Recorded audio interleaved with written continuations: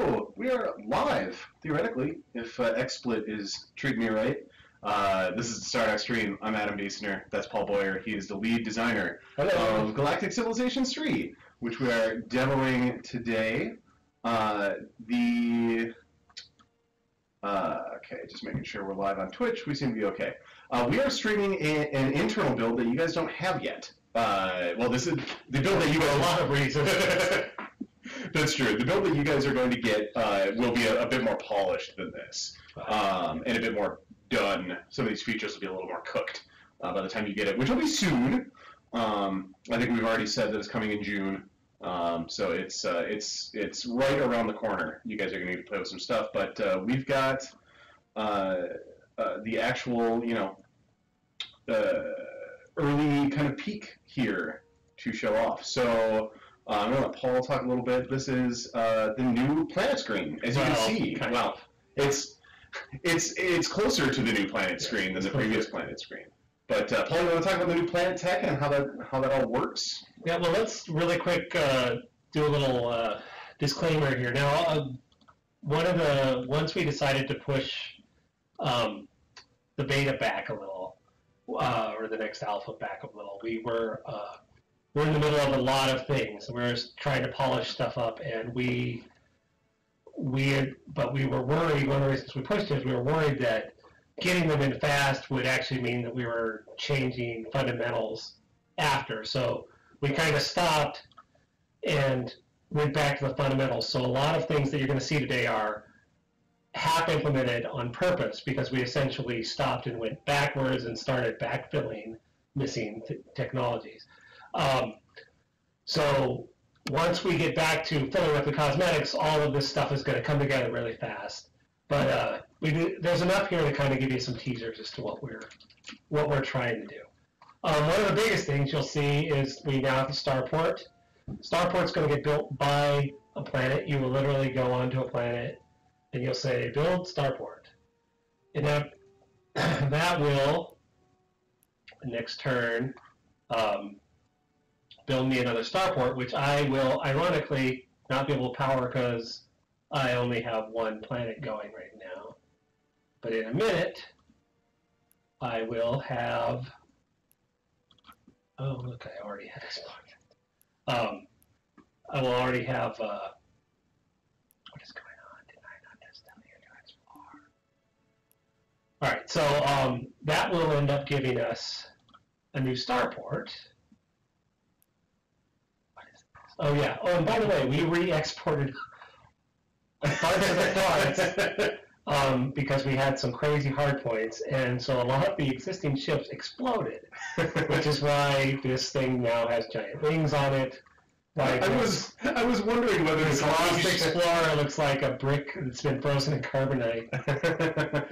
So, yeah, that's one of the things that we're actually kind of having to go through and touch all of the existing ships, and for several reasons. Okay, so now I have an extra Starport. I can, oh, damn it. You don't have the... What? No, it should be. You don't have the Starport context. Oh, no. I thought... Yeah, so I thought this build was more recent. Anyway, so now that's just silly.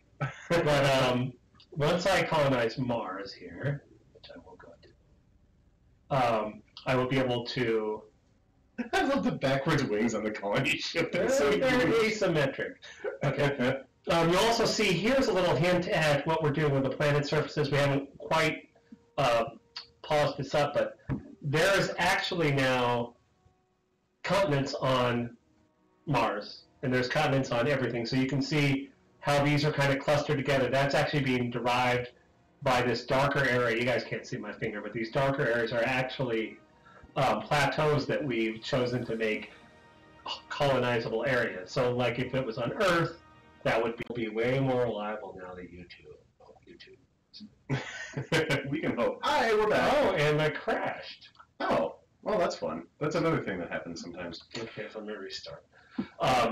Anyway, we're back. Hopefully, I'm not seeing. Oh, there it is. I see it starting to load in my browser there. So sorry about that. As far as I can tell, it's on Twitch's end. I don't really know anything to do about it, but we're back, and we may or may not have crashed, but that's fine. Anyway, please continue, Paul.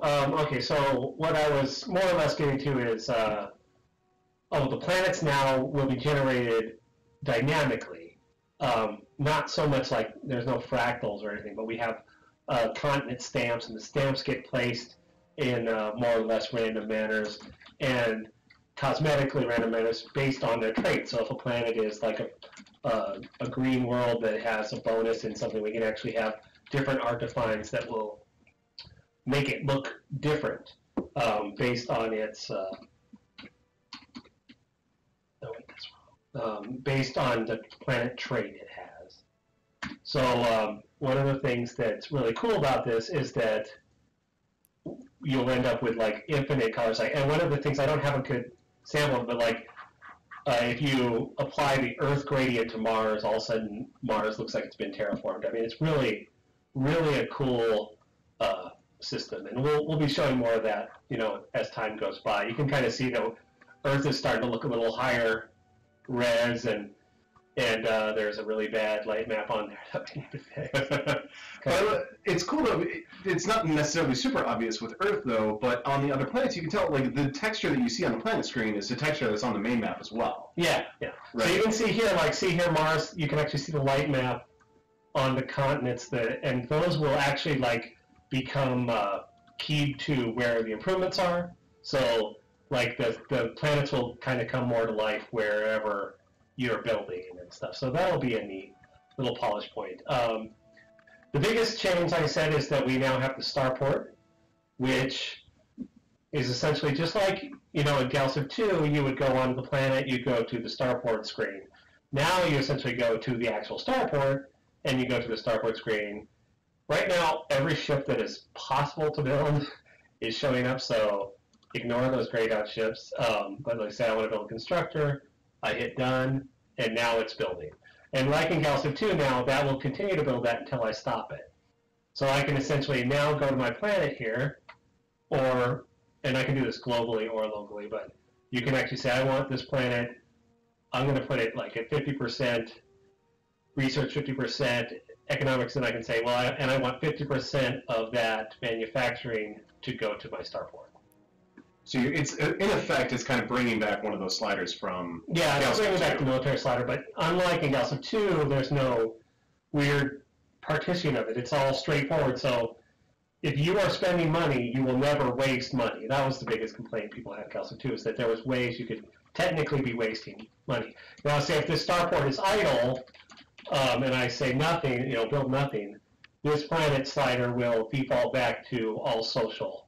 Or if for some reason I go into the main slider and I essentially put this to all 0, or I put this to all research, you'll never lose any credits anyway. So it'll be more obvious when you actually get to play with it. But it does give us the opportunity to have a lot of those things in Galactic 2 that Galactic 3 that were in Galactic 2 that at one level we kind of wanted to change, but then once we did, we realized that it wasn't fun. So now you'll be able to, go into governors and say, oh, Starport's making this, make this, and then bang, bang, bang, and have 10 of them come out. You don't have to go to each planet and individually go to the queue and say, I want you to build one of this, but after that, build this, and then after that, you can just say, this is my Starport that's making destroyers, and just let it make destroyers. And if you change that military slider, you can literally change all of your focus to social, or change all of your focus to military on the fly, which is one of the things that really was missing once we started playing with it.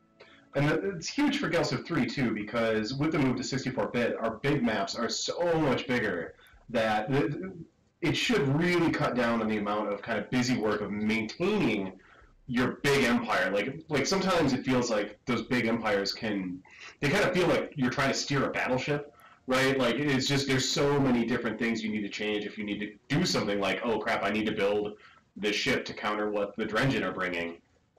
Theoretically, it should be more. Yeah, you need to be able to make big empire-wide shifts in gameplay very quickly, and that is something that had become difficult when we got rid of the Starport. Now I'm doing a little test here to see how the.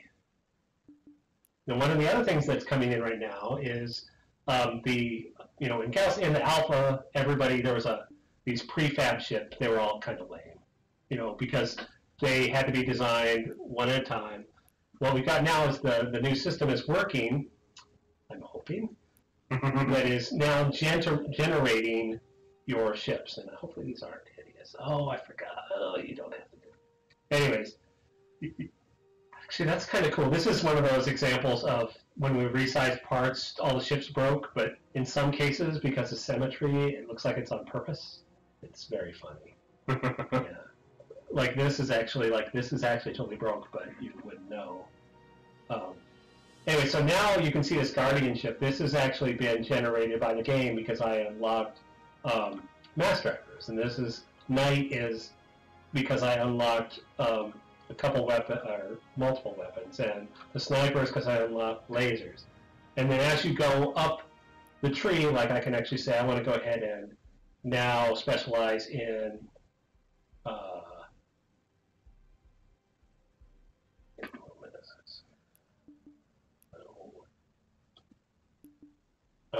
I want to specialize in beams. I'm going to go to particle beams. It will actually, when I'm research that, it will then, now all of a sudden there'll be a Sniper Mark II, which has now got the particle beam. And then if I go to shields and research shields, it'll add shields to that. And there'll be a Sniper Mark III. Oh wait, that's the old one. So Sniper Mark III. See, and and what's funny is it's smarter than we are. So it will actually go through the scale and go, wait a second, if I could either have one shield or I could have an extra weapon, and it'll kind of fail to always filling as best it can. So you really get, like here, this is probably like the least efficient you'll ever see, is where this is 26 to 30, so it couldn't find anything that was a 4 that was worth putting on here. That's all stuff that will get adjusted in balance. But yeah, so now that the ships are generating, so when the players get the next build, there'll be no more of that, well, how do I unlock a ship? The ships will just show up, and they will show up, and not only that, they will end up being designed by the order in which you unlock the text. So you will actually get almost unique ships every time you play. Just from not even touching the shipyard yourself. Yeah, no. Yeah, and the whole point of this is that we don't want players to feel like they have to use the shipyard. Now, that said, one of my biggest challenges for like the last week has been getting the system to not be too granular. Because I can literally go through and make a blueprint that says, well, if I had, I can fit 4 of these like lower quality lasers on here. It's gone. You can see there our new point system is. Oh yeah, okay. And so let me go back to this in a second here. But yeah, so essentially you can go through. A player can design better chips than the computer, but almost always via exploits of knowing, oh, well, if I kept lasers 1, they're small enough for me to put 1 more life support on here, which will get me to the range. Whereas the ship designer is going to go, he obviously wants the best life support and the best weapons and the best this. So, and we do that on purpose because we don't want the ship unlocking. I mean, there's already a possible, like 63 ships that will be unlocked depending by your text. Those will change a little bit, but if we wanted to, we could make it so there was like 100. We could have a long-range colony ship which sacrifices speed for extra life support and now can go way further. I'd much rather let the player design that and go, well, that's important to me. So it's important to let the players be smart though too, right? And have some advantages. And we're kind of doing the opposite of Galactic 2, where in Galactic 2 we essentially had a bunch of ships, but none of them were terribly great. And then so the players had to design. Whereas now we're kind of walking the line of trying to make sure that we don't make it so the players don't ever feel like they need to design. Yeah. There's a question we actually got on the forums before going live on the stream here, wanting to know, let's see who it was. They wanted to know, it was 11 Star, Will starports be upgradable in any way? Is relocating a starport a default feature or something that is unlocked later? And how does defense of a starport work? And can you rush and like go blow up somebody else's starport super early? Okay, and so cripple them that way. I'm sure I don't have all of the answers to all of those in exactly the right order, but I know exactly what all of the concerns are, so hopefully this will address all these things. So starport, and the context window isn't in here, so this is going to be kind of silly, but a starport can be defended like any other starbase. So you can have a whole fleet of ships defending it. You can unanchor a starport, which you could do if this context screen was here. As a matter of fact, is it by default unanchored right now? No, it's building, right? Yeah, so you can unanchor a starport, which essentially turns it into a really crappy ship. Right? It essentially, you can move it one tile per turn, and while it's unanchored, it doesn't build anything. But essentially, it will spawn one tile away from your planet or 2 tiles away from your planet. We haven't decided, probably 2 tiles because it just tends to look better. And then you can move it around, and you can move it anywhere in the galaxy you want. You can also build them with constructors. So, like, if you essentially just want to build a constructor and send it to the front, right next to the Drengen homeworld, and build a starbase here, a starport, you could. Now, that said, this little line, which is not the final line by any means, and I'm kind of embarrassed that isn't here, shows the planet that is feeding it and how many points. Well, it's supposed to show how many points. Oh, maybe I actually don't have any points going to it? Yes, I have everything going to social. All right, so now, yeah, see, I'm getting 7 points from Earth. Now, the further away from Earth I get, the less points I'm going to get. It starts to taper after essentially 6 tiles. It starts losing, bang, bang, bang. Those values will change. But the beauty is that I can also say, wait, I want to add another sponsor, and I want it to be Mars. So now Mars and Jupiter, Mars and, I should never have adjusted those individually.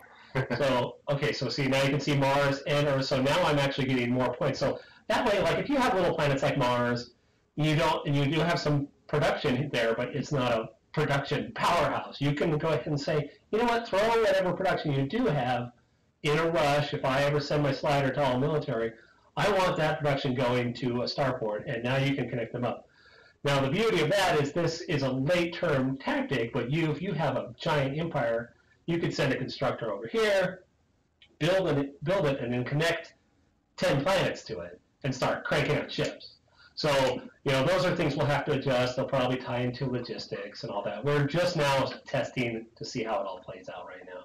But yeah, that is the general idea. Now, okay, so you can defend a starport with a fleet, like any other fleet. It's much like a cargo ship. It has no inherent defenses. It has no inherent armor. It has like 1 hit point. If it gets hit, it's dead.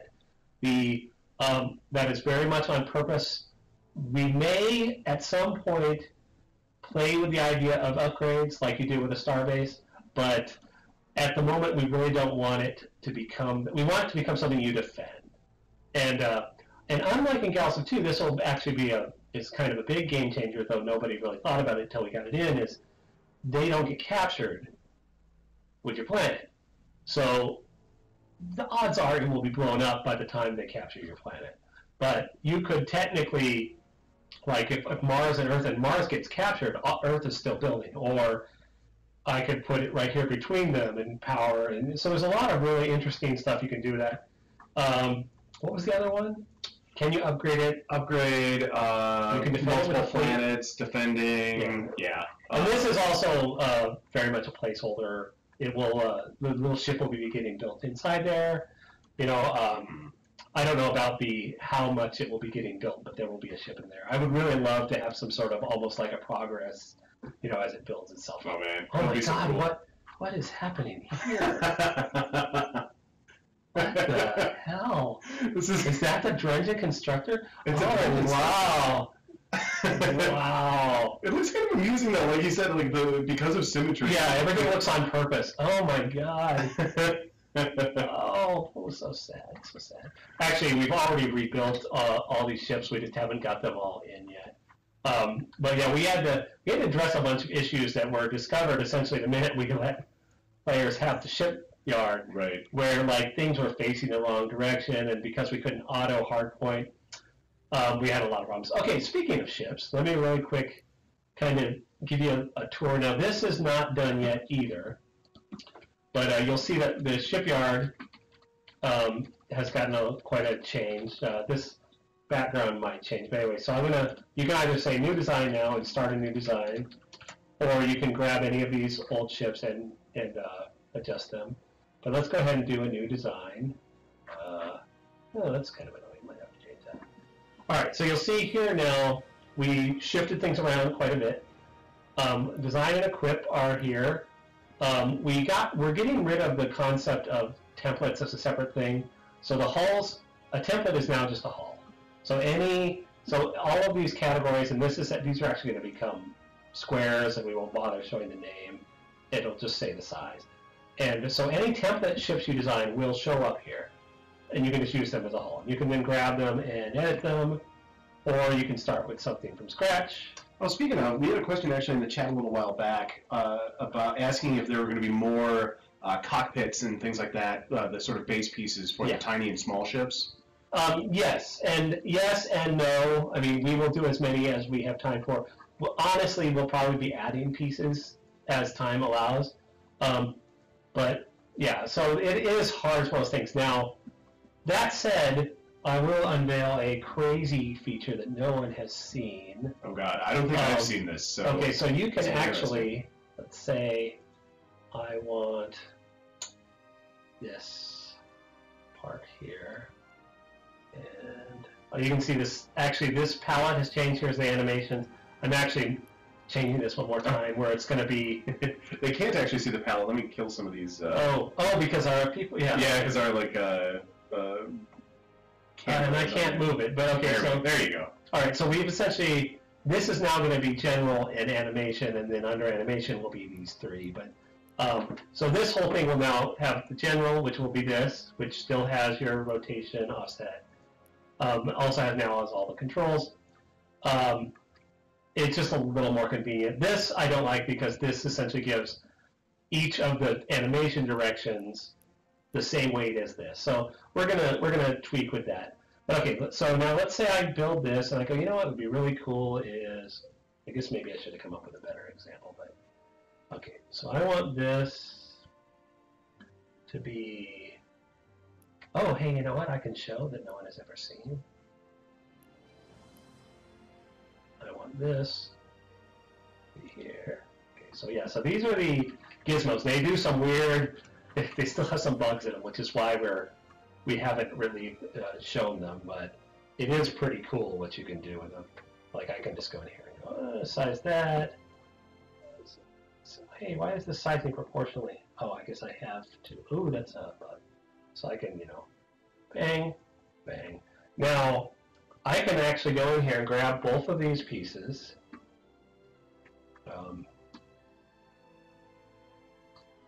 Oh, maybe I can't because I didn't actually connect the one to the other.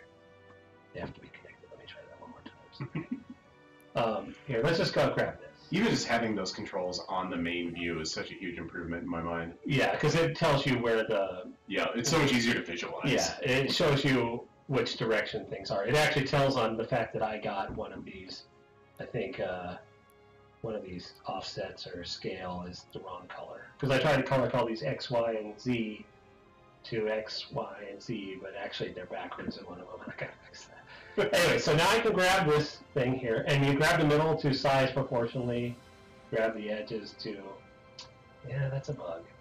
You grab the edges to adjust. I still have some snapping on. Anyways, so I can grab both these parts. Why? Oh, I'm not holding control. Okay.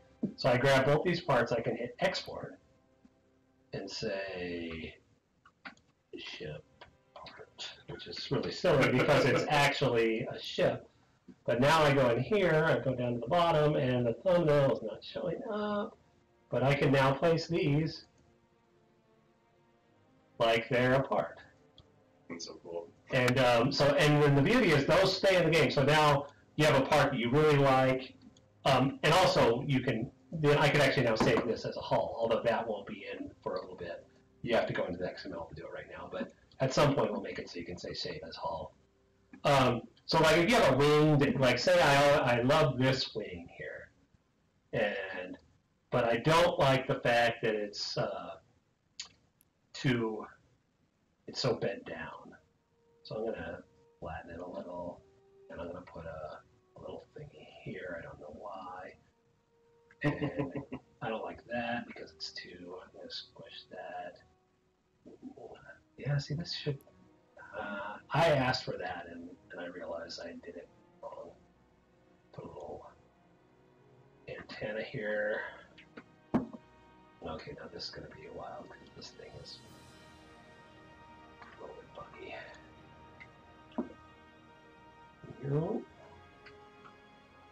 See, it would take me like 3 hours to do this. Hopefully it won't now that we have all these things. Right? I'm one of those people that just can't translate something in my head into something in here. But that's now I'm going to grab these 4 parts and export them as wing.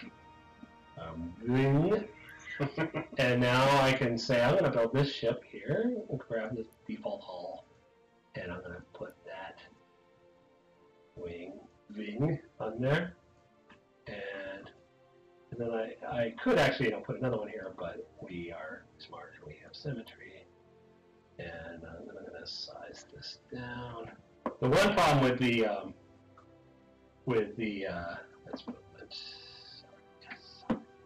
One problem with having the gizmos is you get used to using them. So now you see now I have this part, and I can make I can translate. What's great, I can translate it individually. Now there are a couple of great examples. Is you can I spent some time the other night making some drives. But where is? Here's these parts can even have animation. That was interesting. What's that? That is uncool. See, aren't you guys glad we fixed some of these bugs before we send these out to you?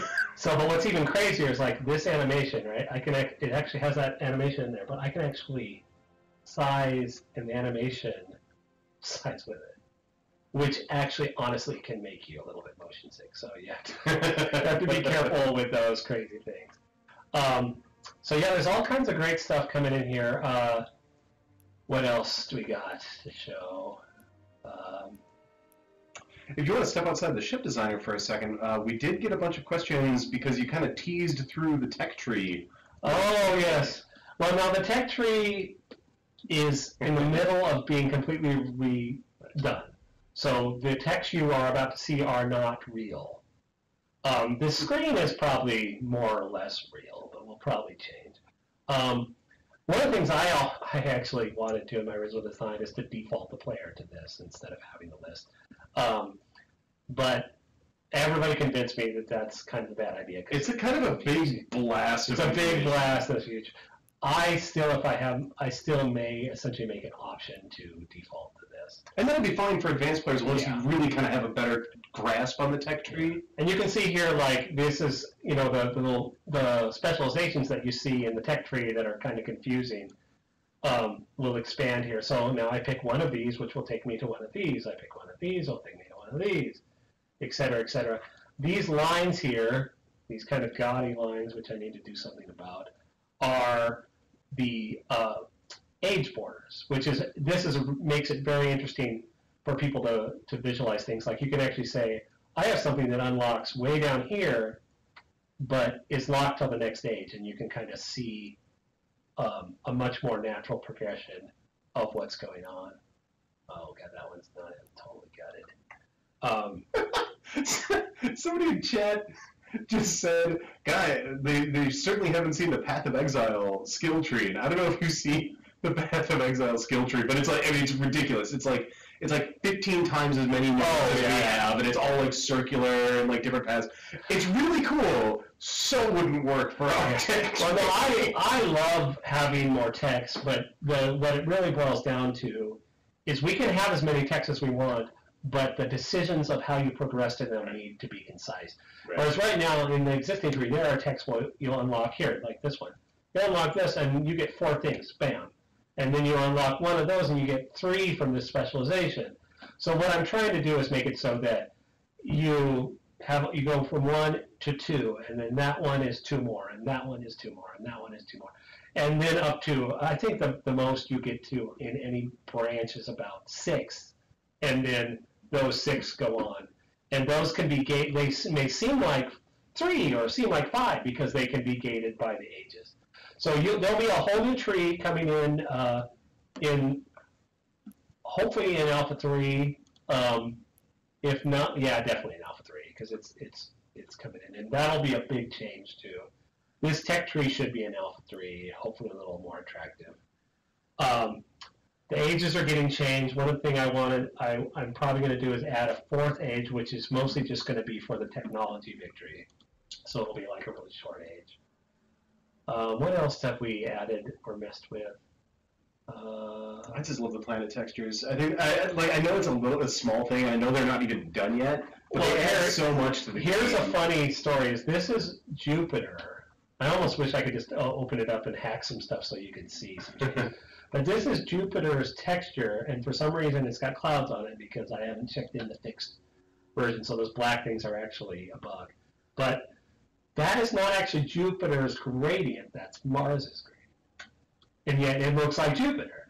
So if you can literally change that to the Earth gradient, and you get this really cool green-brown gas giant.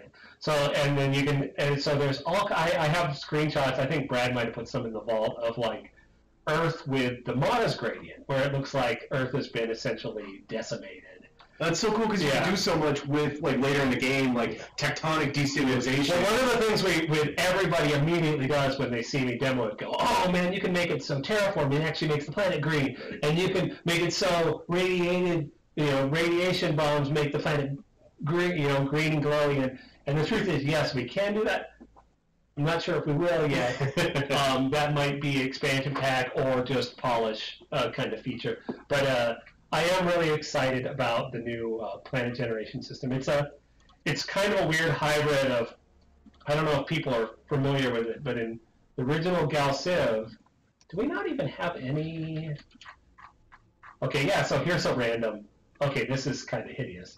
This is what happens was, this is like some sort of mercury texture with continents on it that are using a lava texture. But there's a bug where things are being tiled wrong. So let's see what else we got here. So there's a lot of these planets, and like I said, all these things will be derived by the planet's trade. So if a planet has, well, Jersey doesn't have a trade, but so you can see here, like, these are stamped continents. You can see that little line. I don't know if you guys can see the line in the video, but that little line was an issue that we've already fixed. So this is essentially using the Earth gradient with random stamps, and this is a kind of a good example of what you get. Hopefully it'll look a lot better by the time you guys see it. You can also see here a little teaser of, we've got some resources that are all using this placeholder Durantium graphic out in the nebulas and in the asteroid fields, theoretically somewhere in the asteroid fields. Come on, there's one. Oh, wait, no. Huh. Anyway, so in the beta we will also have mineable resources that will allow you to unlock. I was originally going to have like the higher end weapons unlock require resources to like build, but what we've decided to do instead is make it so like augments to weapons will require resources. So we don't want you to stop well, I could never build the best laser because I don't have Illyrium. You can, but if you want the thing that makes the Illyrium take out shields, then make the laser take out shields, then you need the Illyrium. So that's where the resource game, which we're going to introduce in kind of baby steps. We're just going to bring in Illyrium and Durantium in the first alpha, and players will be able to start playing with that, which means that, unfortunately for testers, that beam weapons and mass drivers will be way overpowered for a little bit. Anything else interesting going on? Oh god, there's just so much to do. Yeah, you can see that we've started kind of establishing that the lines, like all the mining bases, will have economic lines going. And oh well, can I? Let me see if I can find something.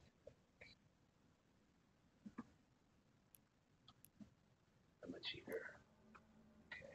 You know what's so weird is when I built one last night, it actually spawned inside the starbase and then flew out, and I thought that was pretty cool. You have to make it do that. Okay, so let's see. Here's where's the nearest Galarium resource?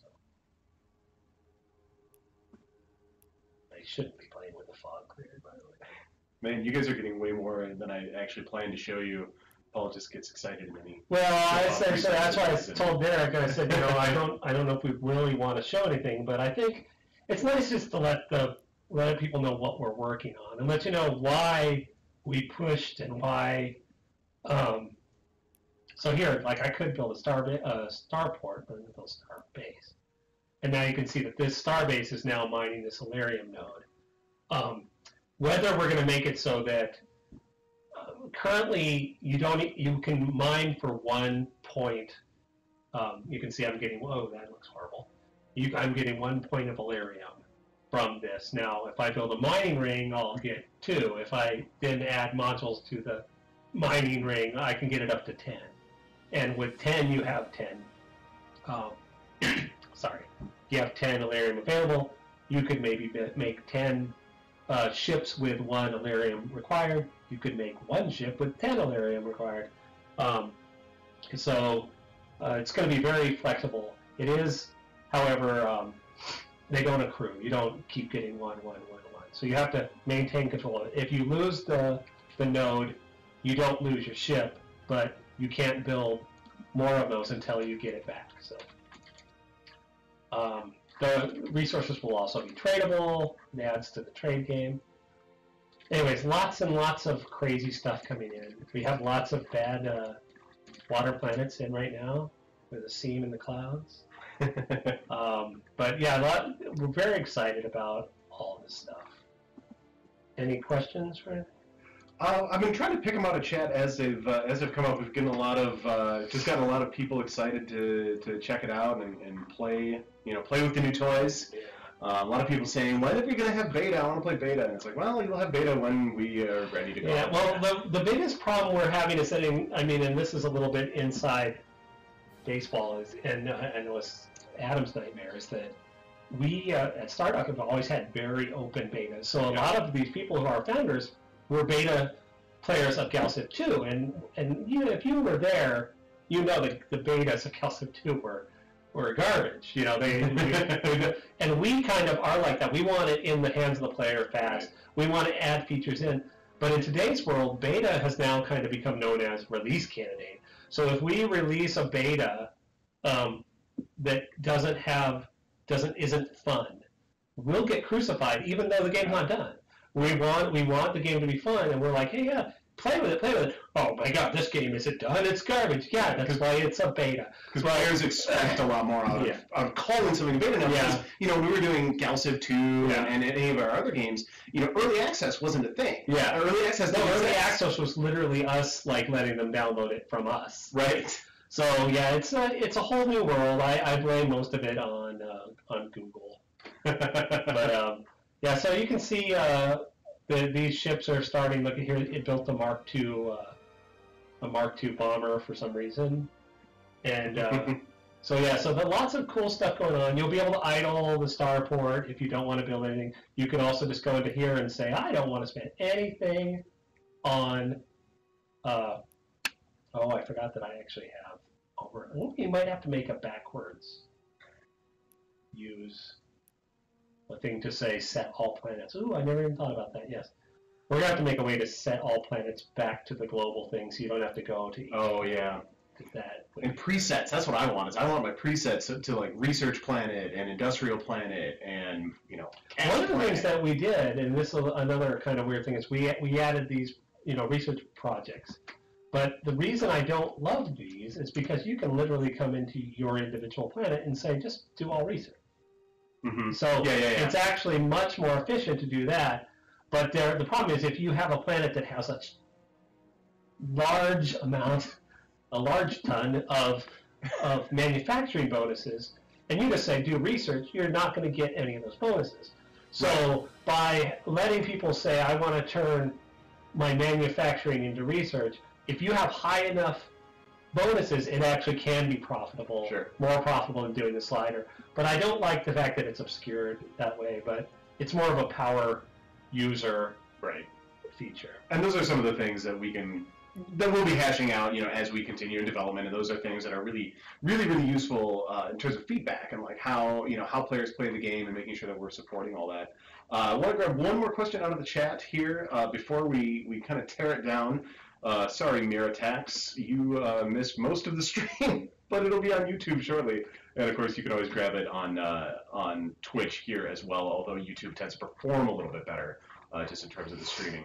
But anyway, okay, so that is weird.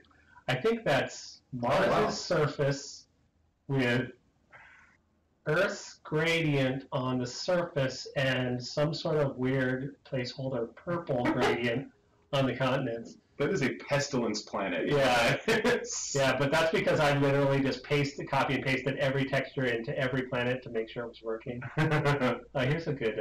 Yeah, that looks cool. That's like Venus's texture or something with the purple. So yeah, you can see some crazy stuff. But we're working on the planets. Hopefully by the alpha they will be ready for prime time. I don't know what the heck that is. It's a dead world, is what that is. But I did want to get the one question before we shut the stream down and actually get back to making the game. Is Ko6pa? I don't know how to say that.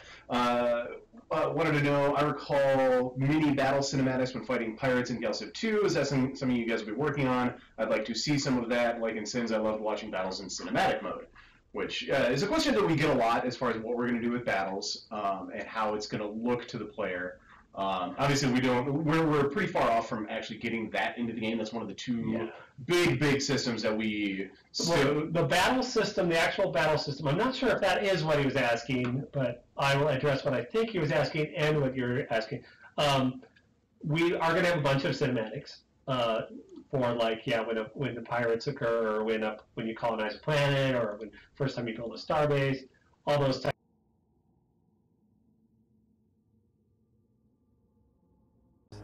Hey, hopefully we're back now. Sorry about that. That was there are like 4 microphones plugged into this computer, and yeah, that was totally my fault.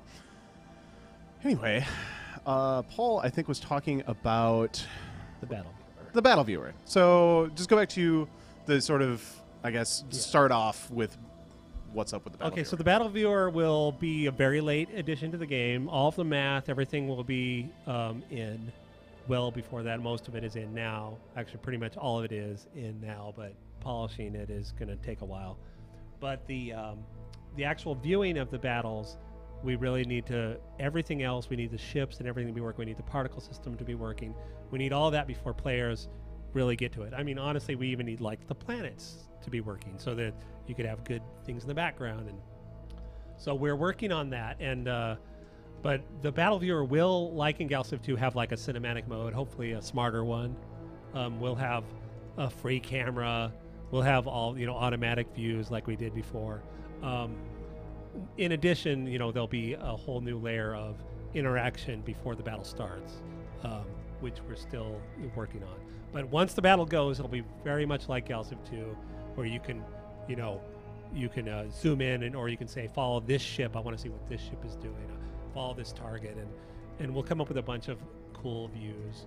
Hopefully we'll have sexier flocking, and we really want the battles to look amazing, and they will look as good as we have time to make them, and we have a while, so I'm very excited about them. Unfortunately, we will not be showing them, probably not even in the beta, but at some point, not before too long. I think actually we said on the Steam forums. Or, I mean the idea is that when we go to beta, we're going to be feature complete or close. yes. So we don't want to totally nail ourselves to we're going to have every major feature done, because something like Battle Viewer or Diplomacy again are the two big things that are going to be our big next pushes. And so we want to make sure that the game is fun and ready for beta, even if it's maybe there's going to be one more big major patch that introduces one more major feature. It's important that you can play the game in the beta and play it against real AI. You can play it against, so you can do all of the main features. But I mean, we'll be adding stuff till they claw it out of my cold dead hand, and then I'll just start making stuff for. I was going to say that. And we're just going to start patching and DLC and expansions. I'll be adding stuff for like the next 6 years. So the founders will be getting a lot of stuff. Right. This a silly. I mean, I know this isn't really the greatest example, but here is like some sort of, I don't know what the heck this maybe as a gas planet texture with the Earth gradient, and then it's got Mars's continents on it. So you can't tell that it's Mars's continents because you can't see, but that's what those are. That is a hacktacular planet right there is what that is. So this is what happens when you just randomly say, pick rand. Now, we're not going to be doing that in the beta. But yeah, so you can kind of see a little sample of how that's working. Very cool. Well, I think that's our stream probably for the week. Thank you guys all for joining. It was a pleasure. Sorry for the audio problems. That was totally my fault. There's a conference cam mic in the room here, and it was still on. And normally I disable it, but I'm an idiot and didn't do that.